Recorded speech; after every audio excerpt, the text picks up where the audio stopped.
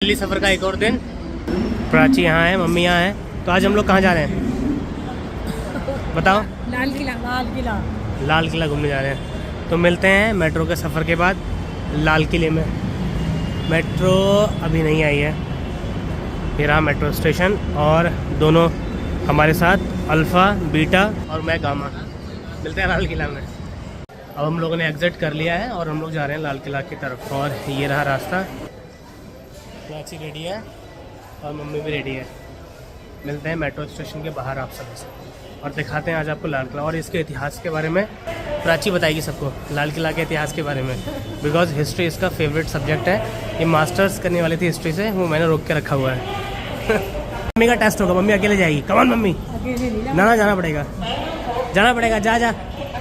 Mummy का test हो रहा है एस्केलेटर में जाने का। जा मैं जा। और चली गई। मैं चाहता हूँ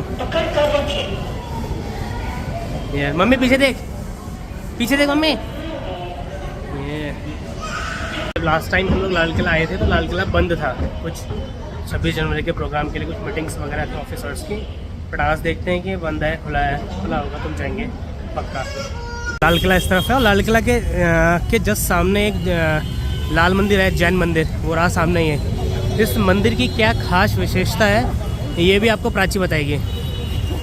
तो इस मंदिर से जुड़ा एक बहुत ही गहरा तथ्य है जो औरंगजेब ना प्राची, औरंगजेब और मंदिर की विशेषता से संबंधित है। तो मंदिर के जस्ट सामने लाल किला है। आपको दिख रहा होगा पीछे, नहीं दिख रहा होगा तो आगे जगह दिखाएंगे। तो इसके पीछे एक कहानी है, प्राची से पूछेंगे ब्लॉग में आगे कि वो कहानी क्या है। जैन मंदिर और औरंगजेब और एक घंटी की कहानी। तो मैं दिखाता हूँ मंदिर के। आप देखो मंदिर ये रहा और अब शायद दिखेगा, थोड़ी देर में रुकता हूँ। मंदिर के जस्ट सामने ये रहा लाल किला। तो यहाँ मंदिर और औरंगजेब की कहानी ब्लॉग में आगे ज़रूर सुनिएगा। तो हम सभी ने और आप सभी ने 15 अगस्त के दिन लाल किला, 15 अगस्त के दिन होगा देखा होगा, तिरंगा देख सकते हैं आप। तो लाल किला ये रहा सामने और इसके अंदर जाएंगे और इसकी विशेषता के बारे में प्राची पूरा बताएगी, आपको सब कुछ बताएगी। क्या क्या फ़ोटो खिंचवाना है क्या अभी? ये रहा लाल किला। तो मुझे तो ज़्यादा पता नहीं है, प्राची इसके बारे में ज़्यादा बताएगी। लेकिन ये तो इतना कॉमन तो मुझे पता है कि ये किसी एक इंसान का घर है। यार किसी एक इंसान का ऐसा घर कैसे हो सकता है आज के समय में? अगर सोचे तो कितना, मतलब महल है ठीक है, लेकिन किसी इंसान का घर इतना बड़ा, एक इंसान का, जिसमें सदस्य कितने होंगे जैसा 100-150। लेकिन भाई साहब तगड़ा। प्राची ले रही है टिकट और यहाँ पर टिकट विद म्यूज़ियम 80 रुपये का है और विदाउट म्यूज़ियम 50 रुपये का। और बैग जमा करना है नहीं करना है, मैं पता करता हूँ। अगर बैग जमा करना होगा तो फिर बैग भी जमा करूँगा। तो पता करते हैं, फिर मिलते हैं आप सभी से। जी को लगाया हमने बैग जमा करने के लिए। हालांकि बैग में कुछ है नहीं। पानी की बोतल है ना क्या चीज़ हो रही है वहाँ अंदर? केवल 2 पानी की बोतलों के लिए हम बैग लाए थे, वो बैग जमा करना पड़ रहा है। और लाइन काफ़ी लंबी है। और ये रहा सामने लाल किला, इसके अंदर जाना है। म्यूज़ियम का टिकट भी लिया है हमने, लेकिन बैग हमें थोड़ा भारी पड़ गया। और मम्मी यहाँ बैठे हैं और प्राची लगी लाइन में। अब प्राची को लाइन में लगाने का मकसद ये था कि फ़ीमेल्स की लाइन बहुत छोटी है। आप देख सकते हैं ये जो फीमेल लगी है एंड फीमेल है, 6-7 फीमेल, ज़्यादा नहीं। बट मेल्स की लाइन वो ऊपर तक जा रही है और उसके भी आगे, इसलिए प्राची को लगाया ताकि वो जल्दी जमा कर दे। और मुझे लग जाता है लगभग 2 घंटे, प्राची को 20 मिनट लगेंगे। तो ये फ़ायदा हमने थोड़ा फीमेल साथ में होने का उठाया है। चलता है इतना। कहने तक मम्मी से पूछते हैं लाल किले के बारे में। क्या लगता है मम्मी, लाल किला किसने बनाया होगा और क्यों बनाया होगा? सबसे बड़ी बात यह है। और बनाते वक्त तो उसने ये देखा होगा कि हमें बैग भी जमा करने पड़ेंगे। बैग जमा करने का काउंटर भी क्या मुगलों ने बनाया होगा? क्या लगता है तुम्हें? उन्हें पता था कि एक दिन हम आएंगे और बैग जमा करेंगे। और टिकट आज तक ला नहीं रहे थे, इसी बार ले आए। क्या लगता है तुम्हें? फिर लड़के आ गई है पर्ची लेने के बाद भी। हर जगह जाके लड़के आ जाती है। अगर बैग वापस ना मिला तब बताऊंगी मैं इसको रखो। मुगलों की सेना में इसे भी भर्ती करना चाहिए था, 2-3 तो मार देती है भी। किंग के बाद प्राची और मम्मी आ चुके हैं। अब चलते हैं लाल किला के अंदर की तरफ और बेहतरीन नज़ारे देखने शुरू हो चुके हैं। और लाल किला के बारे में प्राची कब बताओगी? अभी थोड़े में घूमो तो सही है। तो थोड़ी देर घूमते हैं और फिर आपको बताते हैं लाल किला के इतिहास के बारे में। किले की एंट्री वहाँ से थी और मेन लाल किले की एंट्री यहाँ से है। और आप देख सकते हैं कितनी बड़ी दीवारें हैं, काफ़ी सुंदर लाल पत्थरों से बना हुआ लाल किला। अंदर चलते हैं और आपको कुछ और भी अच्छी अच्छी जगह दिखाएंगे। लाल किले के अंदर क्या क्या है सामने देख सकते हैं, 2 तोप रखी हुई हैं, लोग बाग फ़ोटो भी खिंचवा रहे हैं। किस तरीके से बना हुआ है, बाकी अधिक जानकारी आपको प्राची देगी। तो ये है एंट्री, देख सकते हो आप सभी लोग। और अधिक जानकारी तो आपको बताइए कौन देने वाला है बाकी मैं आपको छोटी मोटी जानकारी देता रहूँगा। आपसे ज़्यादा कोई बोल सकता है? इतना बता दूं कि लाल किले का निर्माण शाहजहां ने करवाया था। ऊपर हमारे देश का तिरंगा बहुत प्यारा। चलते हैं लाल किला के भीतर। और लाल किला में एंट्री मम्मी, तो प्रधानमंत्री जी कहाँ फहराते हैं झंडा? वाह, सामने, वहाँ सामने, आहा उड़ते हुए कबूतर। यार मैं ये सोच रही हूँ ना, ये दीवार कितनी जो ऊंची है यार। हाँ बहुत ऊँची है। गया होगा यहाँ पे। गेट भी काफ़ी बड़ा है और कितना बेहतरीन लग रहा है। और अंदर मार्केट भी है, देखो आप इस रास्ते में पूरा मार्केट ही मार्केट है अंदर तक। तो कलाकारी तो बेहतरीन है। और ऑब्वियस है कि जो मकान बनाने लगे होंगे मिस्त्री, कारीगर मिस्त्री जो भी रहे होंगे वो तो इंडिया के रहे होंगे। तो ये है मार्केट, देख लो प्राची यहाँ भी आए हैं क्या? और देखिए 300 यार शॉल टच। और ये लगी है लाल किला के अंदर मार्केट। काफ़ी अच्छे अच्छे प्रोडक्ट्स हैं यहाँ पर अवेलेबल। आप कोई भी जब भी आएँ लेना चाहें तो ले सकते हैं। हालांकि मैं सजेशन दूंगा कि अगर कुछ ऐसा सामान है जो केवल यहीं मिलता हो तो लें, वरना करोल बाग मार्केट वगैरह जो भी दिल्ली में सोमवार मार्केट शनिवार मार्केट लगती हैं वहाँ ये बहुत सस्ते मिल जाएंगे। हालांकि मुझे तो यहाँ भी सस्ते लग रहे हैं, लेकिन जिसको नॉलेज हो वो ज़्यादा बता सकता है और वो हमें है नहीं। प्यारी प्यारी मार्केट है, बेहतरीन कारीगरी का नमूना। जब यहाँ से औरंगजेब निकलता होगा तो उसका वट तो बढ़ता होगा। और दुकानों में ज्वेलरी, बैग्स, मतलब कारीगरी वाले सामान है यहाँ पर। ऐसे वाले सामान ही, कटलरी देखो आप कितनी प्यारी प्यारी है, बहुत ही। ये देखिए ना, इनमें कारीगरी देखिए, मेन कारीगरी का है खेल। कोई मधुबनी आर्ट है, बंधानी है, काफ़ी प्रकार के आर्ट कपड़ों में आपको मिलेंगे। तो जिसको नॉलेज हो उसको अच्छा भी लगता है और उससे कदर भी है। जिसे नॉलेज ना हो तो फिर क्या है वाली बात हो जाती है। वो नॉलेज ना होने वालों में मैं शामिल हूँ और नॉलेज होने वाले में ये और ये शामिल है, अल्फ़ा, बीटा और गामा। तो बने रहिए ब्लॉग में। यहाँ से अभी हम आए, ये था छत्ता चौक। प्राची बताओ इसके बारे में, देख के पढ़ो। वहाँ पर लिखा है, तो आप देख सकते हो छत्ता चौक का तात्पर्य ढके हुए बाजार से है, जो 17वीं सदी के भारतीय परिवेश में बेहद असामान्य था और मुगल स्थापत्य कला में अनूठा था। छत्तनुमा बाजार का विचार शाहजहां ने सन 1646 में पेशावर शहर, यानी जो अब फिलहाल पाकिस्तान में ऐसा बाजार देखकर आया। इस तरह के बाजार को बाज़ारे मुरक्कफ कहा जाता है, जहां सकफ का अर्थ छत होता है, यानी कि जो बाजार के ऊपर छत है। खुले हुए बाजार होते हैं ना, लेकिन ये जो मार्केट है ये छत से ढकी हुई है इसलिए, लेकिन वाकई में बहुत सुंदर है। तो इसको बोलते हैं छत्ता चौक। वो रही सामने छत्ता बाज़ार। और छत्ता बाज़ार के बाद आप देखिए गार्डन। यहाँ अभी तो स्टार्टिंग है, काफ़ी अच्छे गार्डन है अंदर। अभी दीवाने आम, दीवाने खास अंदर दिखाएंगे आपको, जहाँ बैठकर महफिलें जमा करती थी जनता के लिए। दीवाने खास बताने से पहले ये तो बता दें कि इसका निर्माण कब हुआ था। तो प्राची देखिए एक्टिव हो चुकी है, तो अल्फ़ा बीटा गामा की अल्फ़ा एक्टिव हो चुकी है। अल्फ़ा बताओ। तो इसका जो निर्माण है, जैसा कि हम जानते हैं कि ताजमहल का निर्माण भी शाहजहां ने कराया था, तो लाल किले का निर्माण भी शाहजहां ने कराया था। और इसमें सबसे रोचक बात यह है कि ये जो है इसको पूरा बनने में 10 साल लगे। 1638 में बनना शुरू हुआ और 1648 में बनकर ये पूरा तैयार हुआ। बाकी की जानकारी ब्रेक के बाद। और इसकी नक्काशी देखकर अंदाजा लगा सकते हैं कि 10 साल, वाकई में 10 साल लगे होंगे, मतलब सच में। और अगर इतना खूबसूरत नज़ारा सच में अनुभव करना है तो कैमरे में तो उतना अच्छा आ नहीं पाता है, लेकिन यहाँ आकर ज़रूर देखना चाहिए। मैं अपने फ़ोन के कैमरे में लेके दिखाऊंगा इस बार, बने रहिए। और अब हम जा रहे हैं नौबत खाना की तरफ। प्राची बताएगी नौबत खाना क्या होता है। जाके अंदर देखते हैं तब पता चलेगा, चलते हैं भीतर। प्राची बताएगी। नौबत खाने में हमें आप देख सकते हैं कि उर्दू का कुछ लिखा हुआ मिला है, जो कि प्राची पढ़ के बताएगी। मुझे उर्दू पढ़नी नहीं आती। ना मैं पक्का उर्दू नहीं, बेसिकली अरबी होगी है, हाँ अरबी होगी मतलब। अरबिक लिपि में होगा उर्दू। ये देखो ये पूरा लिखा हुआ अलग से दिख रहा है। बाकी अधिक जानकारी के लिए मैं नदीम को कॉल लगाऊंगा और नदीम बताएगा कि क्या लिखा है। चलिए आगे चलते हैं। चीज़ रही सामने, इसे बोला जाता है दीवाने आम। तो हम चल रहे हैं दीवाने आम की तरफ और आपको बताएंगे कि बेसिकली औरंगजेब कहाँ पर बैठा करता था और कहाँ पर जनता के लिए फैसले लिया करता था, और ये सब बताएगी आपको प्राची। वो दीवाने आम ही तो है। तो वहीं की तरफ चल रहे हैं। प्राची क्या बताएगी वो सबको पता ही है।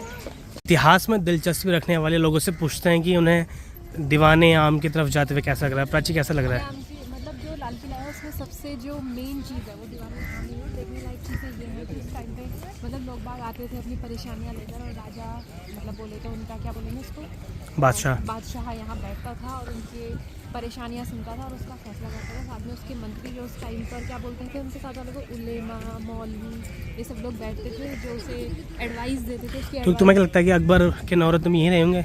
अकबर ने थोड़ी ये शाहजहाँ ने बनवाया था, अकबर के बाद शाहजहाँ। अरे नॉलेज है। अकबर आगरा के लाल किले में बैठता था क्या? एक लाल किला है? अच्छा मेरे को नहीं, तो नहीं पता? ये देखो इतिहास की छात्रा ऐसा बोल रही है, बुरा लगता है। और अब हम जा रहे हैं दीवाने आम की तरफ और प्राची जाते हुए, और कोई गलत जानकारी होगी तो उसकी पूर्णतः दोषी प्राची मानी जाएगी। मेरे मुख से कुछ भी निकले। और हाँ सामने शीशे से ढका हुआ, पास जाके दिखाते हैं आपको। जब थोड़ा इतिहास जिसने पढ़ा हो, मैं तो उतना ज्ञानी व्यक्ति नहीं हूँ, तो उसको ये सब बहुत अच्छा लगेगा। अब आप देखो सामने वो जो बना है ना वाइट कलर का, कैमरे में दिखाओ, वो रहा वाइट कलर का, वहाँ पर बादशाह बैठता था। सामने चलते हैं, भैया के बताओगे। और पूरी और हरम कहाँ था? हरम ये यहाँ खिड़कियाँ हैं क्या? हरम दीवाने खास में हुआ? मुझे क्या मतलब कहीं होगा, अब ये तो लोकेशन तो मुझे भी नहीं पता है, कहीं तो होगा। अब देखिए यहाँ पर इसके पार भी जाने की अनुमति नहीं है। अब प्राची यहाँ पर आके बताओ, अब प्राची बताएगी आपको। यहाँ पर वाइट कलर का दिख रहा है, यहाँ थोड़ा लाउडली बोलो ना। यहाँ बेसिकली बादशाह बैठते थे और पूरी जनता यहाँ लगती थी, मतलब आती थी अपनी परेशानियाँ लेकर। वो वहीं पर बैठकर उनकी परेशानियाँ सुनते थे और उसका सॉल्यूशन या फिर उसका हल निकालते थे या फिर उसका फैसला करते थे। देखो ना वो, अब वो वहाँ आने का पीछे गेट भी है, वो वहीं से आते थे। पीछे दरवाजे पे आपको जूम करके दिखाते हैं, वो देखिए मुग़ल बादशाहों ने अपने लिए कैफेटेरिया भी बना के रखा हुआ था। तो जब उन्हें इसके पास है, जब उन्हें युद्ध के बाद भूख लगती थी, प्यास लगती थी, तो कॉफ़ी चाय पीने के लिए कैफेटेरिया में जाया करते थे। आज हम भी जाएंगे कैफेटेरिया में। हम आ चुके हैं म्यूज़ियम में, और देखने लायक चीज़ तो हमेशा म्यूज़ियम ही होती है। 1857 की क्रांति के टाइम पे अवध, झांसी और मुग़ल के फ्लैग्स कैसे थे और स्थितियाँ कैसी कैसी थी। ये यहाँ पर दिया तो है, ये यहाँ पर विद्रोह हुए हैं, राज्य हरण है, और यहाँ ये पर युद्ध है। अभी देखो विद्रोह यहाँ पर है, बक्सर, ज़्यादातर राज्य हरण ही दिख रहा है। ये कित्तूर, सतारा, श्रीरंगपट्टन, तंजौर, पांडिचेरी। हाँ तो ये इतिहास ही तो है लाल किला, इतिहास का ही तो हिस्सा है। चलो अंदर को चलो। बहादुर शाह जफ़र, नाना साहेब, ये सब फ़ोटो खिंचवाना क्या? संग्रहालय के बारे में बताया गया है कि ब्रिटिश इंडिया के टाइम पे 1857 में जो पहली क्रांति जिसको माना जाता है, जैसे राष्ट्रीय स्तर पर विद्रोह माना जाता है, उस विद्रोह को कई लोग सैन्य विद्रोह का नाम भी दे देते हैं। और मैं क्यों बोल रहा हूँ, ये बोलने की जिम्मेदारी तो प्राची की है। प्राची बताओ। नहीं फिर भी तुम तो इतिहास को थोड़ा बहुत पढ़ा है तुमने, तुम इतिहास से मास्टर्स करना चाहती हो, तुम्हारा चाहत है इतिहास में, तो कुछ बताओ। ये यहाँ पर यही तो बताया है कि जो ये म्यूजियम है ये मतलब किस उद्देश्य से बनाया गया है, किसने बनाकर तैयार किया है, जिसको लिखा हुआ है कि इसे मतलब जो इसके लिए डॉक्यूमेंटेशन किया है, उसमें उत्तराखंड मुक्त विश्वविद्यालय ने एक विशेष भूमिका निभाई है। एंट्री के बाद फिर से अंदर कुछ, अच्छा म्यूज़ियम के नाम पे यहाँ पे कुछ ऐसा एक्स्ट्रा रखा हुआ नहीं है, केवल चित्र हैं। अच्छा तलवारें भी रखी हैं, उन्हें भी देखेंगे अभी हम। तो उनके पास हम औपनिवेशिक मनोवृत्ति और विस्तार के लोग यहाँ पर कैसे आए ये आप देख सकते हो। मैं साथ साथ ही फ़ोटो भी ले लेता हूँ। चलो पढ़ना है अभी। कोडिगामा का चित्र दिया हुआ है कि कैसे वो जमोरिन के दरबार में पहली बार पुर्तगाल से 1498 में आया था। 1498 में कालीकट आया था। कालीकट में उस टाइम पर जमोरिन नाम का एक राजा शासन कर रहा था। तो देख सकते हो आप ये सब जहांगीर के दरबार में थॉमस रो पहले के टाइम की जो तलवारें हैं, नाना साहब पेशवा की जो तलवार है, बहुत ही मतलब लफ्ज़ों में बयान नहीं किया जा सकता। पहले के समय के आप तीर देख सकते हैं। और एक चीज़ मुझे नहीं मिली जिसके बारे में मुझे कुछ भी जानकारी नहीं हुआ है, बहादुर शाह का पाउडर हॉर्न। ये एक प्रकार का हॉर्न रहता होगा, कुछ आता होगा तो शायद। और धनुष भी है आगे, वो देखिए। और ये रहे तीर, ये हॉर्न। 1857 के समाचार पत्र कैसे रहा करते थे।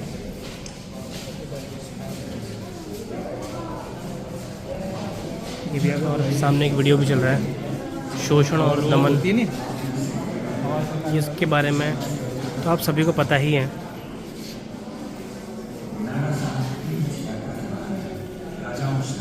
ये देखिए सामने वीडियो चल रही है बढ़िया।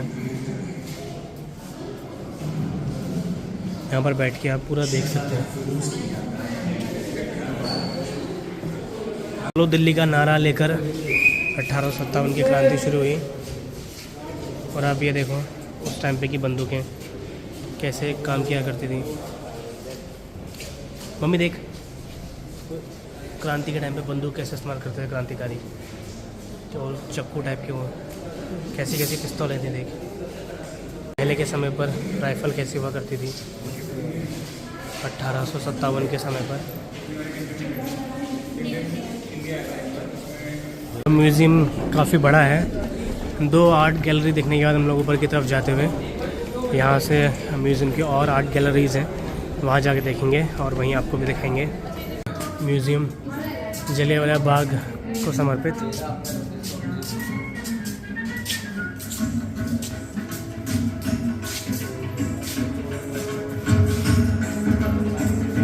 जलियांवाला बाग आप देख सकते हैं किस प्रकार से था।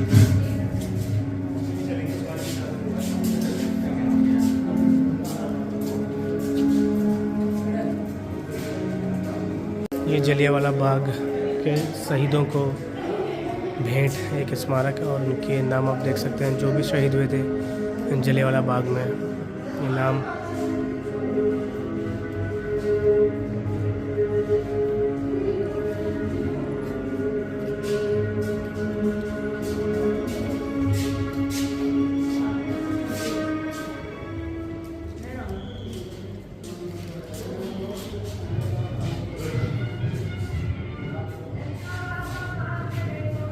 तो जो पहला विश्व युद्ध हुआ था उसमें भारतीयों का क्या योगदान है, उसके लिए ये म्यूज़ियम बनाया गया है। और आप देख सकते हो कि पहले विश्व युद्ध में भारतीयों का क्या क्या योगदान था, सारी डिटेल यहाँ पर दिए हैं। और एक अच्छी चीज़ जो मुझे लगी कि सिपाहियों को कैसे भर्ती किया जाता था, ठीक है ना। पहले साल में 200 रुपये, खतरा बहुत ही कम है और कपड़े मुफ्त दिए जाएंगे। तो सेना में शामिल होने के लिए सिपाहियों को कैसे लालच दिया जाता था, वो सब यहाँ पर लिखा हुआ है।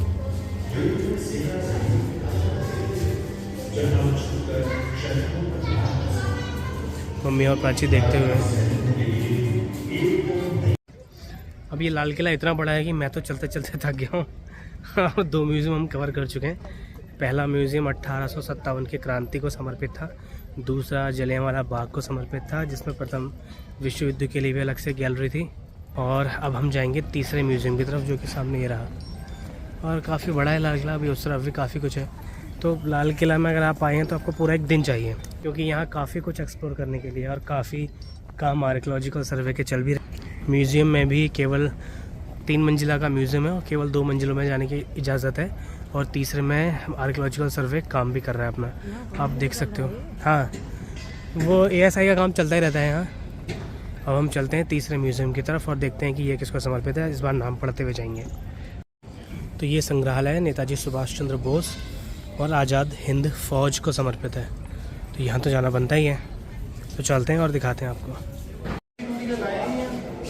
तो शुरुआत ही होती है नेताजी के चित्र से और चलते हैं अंदर। नेताजी जर्मनी में, और हाल फिलहाल ही ये बना हुआ है। नेताजी की कैप, वाह, नेताजी की कैप देखो।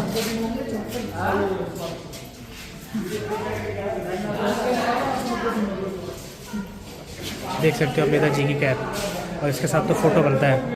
तो यहाँ संग्रहालय में नेताजी सुभाष चंद्र बोस की तलवार और म्यान भी रखा है। मुझे नहीं पता था कि नेताजी के पास तलवार भी थी उस समय में। और आज़ाद हिंद फ़ौज के सैनिकों के जो पहचान पत्र हैं वो भी हैं। देखिए कितनी शाही तलवार लग रही है, बिल्कुल बहुत ही अच्छी। और पहचान पत्र कैसे आज के राशन कार्ड के जैसे दिख रहे हैं, आई कार्ड, पहले के समय में कैसे पहचान पत्र आया करते थे। और आज़ाद हिंद फ़ौज के तमगे, पदक, काफ़ी कुछ है। तो काफ़ी कुछ है। ये सही है थोड़ा ना म्यूज़ियम, देखने लायक चीज़ें हैं यहाँ पर। आज़ाद हिंद फ़ौज में मिलने वाले तमगे, पदक, और आज़ाद हिंद फ़ौज के दिल्ली अभियान के दौरान मणिपुर में जो उन्होंने जापानी मुद्राएं यूज़ करी थी वो भी हैं यहाँ पर। 1 रुपये की, 100 रुपये की। आज़ाद हिंद फ़ौज की मेजर और कप्तान के कंधे पर लगाए जाने वाले बैज। नेताजी यहाँ पर इसमें बैठा करते थे। ये है वो कुर्सी, सुभाष चंद्र बोस के बैठने वाली कुर्सी। तो देख सकते हैं कि रॉयल आदमी की हमेशा कुर्सी भी रॉयल ही होती है।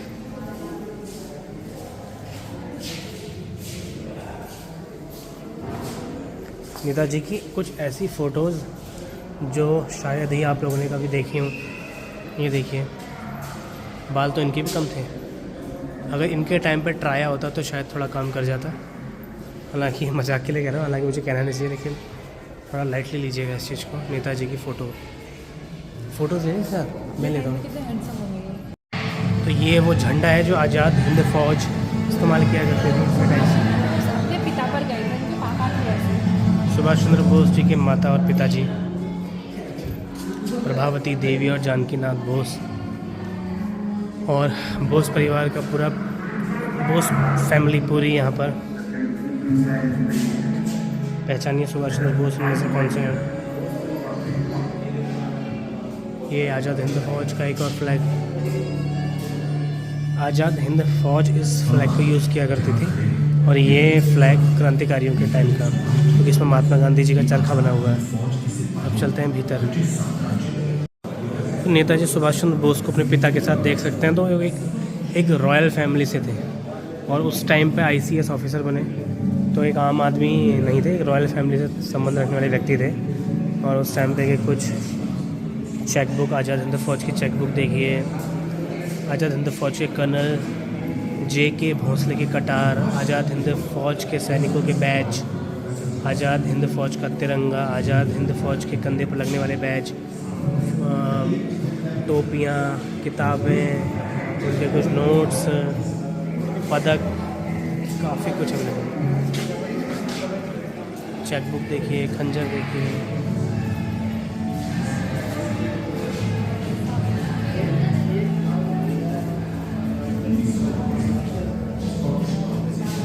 आज़ाद हिंद फ़ौज के दस्तावेज, रोकड़, हिसाब किताब की किताबें, टोपियाँ। तो एक म्यूज़ियम में हम आए हैं, और ये रहा श्लोक वृक्ष। तो आप देखो इसको, कितना प्यारा श्लोक वृक्ष है।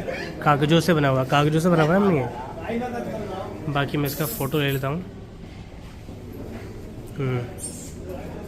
अपने आप को भी देखते चलें और दुनिया को भी देखते चलें। चलो मम्मी आ जाओ। अनंत ब्रह्मांड अनंत स्वर एक सत्य निर्णय।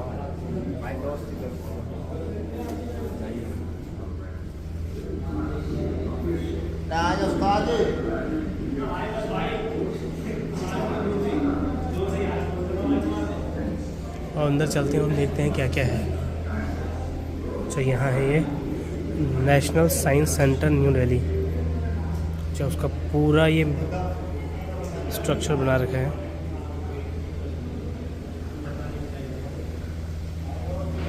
अगला है ये बिहार म्यूज़ियम का नमूना बना रखा है पूरा, बहुत बढ़िया। ये बिहार संग्रहालय दिखाया भी है यहाँ पर। एक अच्छी चीज़ है यहाँ अनबाउंड आर्ट, और ये देखने लायक चीज़ है। Step of memory and knowledge carved in architect favourite tool. ये देखिए पेंसिलों के ऊपर कारीगरी की गई है।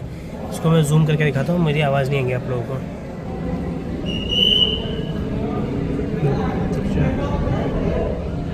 दिख नहीं पा रहा है, मैं कोशिश करूँगा दिखाने की, परंतु दिख नहीं पा रहा है। ये देखिए कितना प्यारा, मैं फ़ोटो लेने की कोशिश करता हूँ। ये वही गलियाँ हैं जहाँ कभी मुग़ल बादशाह टहला करते थे, और आज हम सब खा रहे हैं सैंडविच और चाय। तो वेज सैंडविच ऑर्डर किया है हमने, जो कि हमें पड़ा है 40 रुपये का एक, और उसके साथ मसाला चाय। तो एक आपको बात बता दूं, काफ़ी लोग खा रहे हैं, आप देख सकते हैं बैठ के। तो मुग़लों ने कभी सोचा नहीं होगा कि उनके जाने के बाद लोग यहाँ सैंडविच खाने भी आया करेंगे।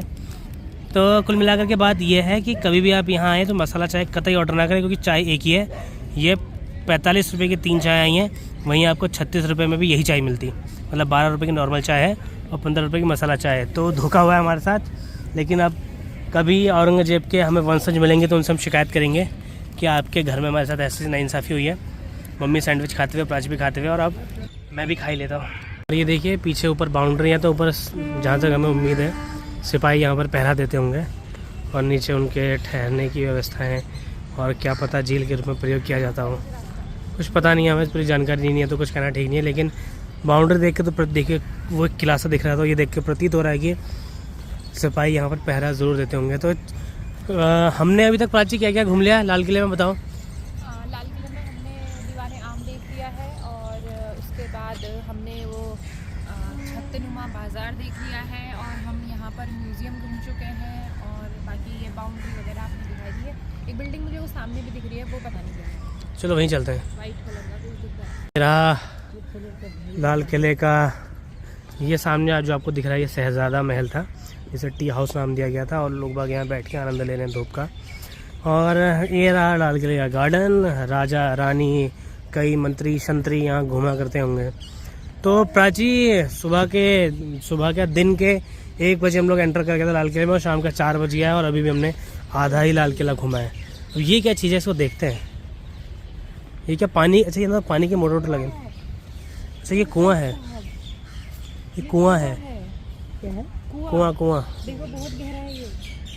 तो यहाँ पर वो उनके पानी की व्यवस्था रहा करती होगी, नहाने वाने का जो सिस्टम रहता होगा। फिलहाल ये पूरा ढक रखा ताकि कोई गिर ना जाए। आ जाओ, मैं यहाँ को आ जाओ, ऊपर को मत जाओ। तो ये है लाल किला। हमारे इतिहासविद ने जो हमाम के बारे में बताया था, देखिए वो सब कुछ सच निकला है। तो हमाम यानी कि शाही स्नानघर मुग़ल सम्राटों का प्रिय विश्राम स्थल था, जहाँ राज काज के संबंधी महत्वपूर्ण निर्णय भी लिए जाते थे। बाकी आप पढ़ लेना। तो सामने वो रहा औरंगजेब का सैन कक्ष, और वो रहा मोती मस्जिद, वही है ना, और ये रहा दीवाने खास। तो आप देख सकते दीवाने खास। तो हम लोगों को थोड़ा कन्फ्यूज़न हो गया था। सामने जो आप देख रहे हैं वो है मोती मस्जिद, हमाम, दीवाने खास, खास महल और रंग महल, और उस इसी को मुमताज़ महल तो उसके बाद है शायद।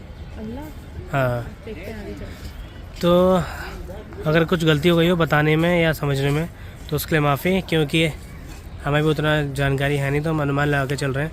हालांकि लिखा सब कुछ है, तो कभी कभार ऊपर नीचे चीज़ें हो जा रही हैं। देख सकते हैं खूबसूरती।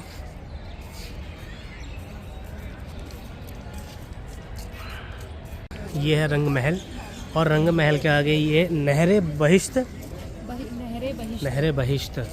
तो सामने पूरा पानी से भरा लबालब रहता होगा, और फव्वारे लगे हैं। फव्वारे का मैकेनिज्म क्या रहता होगा मुझे नहीं पता, बट कितना सुंदर लगता होगा, ये सोचने वाली बात है। और सामने सूरज तो वैसे ही आता होगा। रंग महल बहुत ही प्यारा, नहरे बहिश्त। अब हम लोग जा रहे हैं मुमताज़ महल की ओर, और सामने वो रहा मुमताज़ महल। अभी हम वहाँ पहुँचने वाले हैं, दिखाते हैं आप सभी को मुमताज़ महल। ये रहा मुमताज़ महल, और मुझे लग रहा है कि शाहजहाँ ने मुमताज़ महल में थोड़े कम पैसे बचा लिए, क्योंकि थोड़ा बाहर से दीवारें भी प्लेन है, बिल्कुल सामान्य दिख रहा है। अपने तो उसमें महल में भी, शयन कक्ष में भी फूल बनाए थे। तो ये रहा मुमताज़ महल, और मुमताज़ महल के बारे में पढ़ते हैं।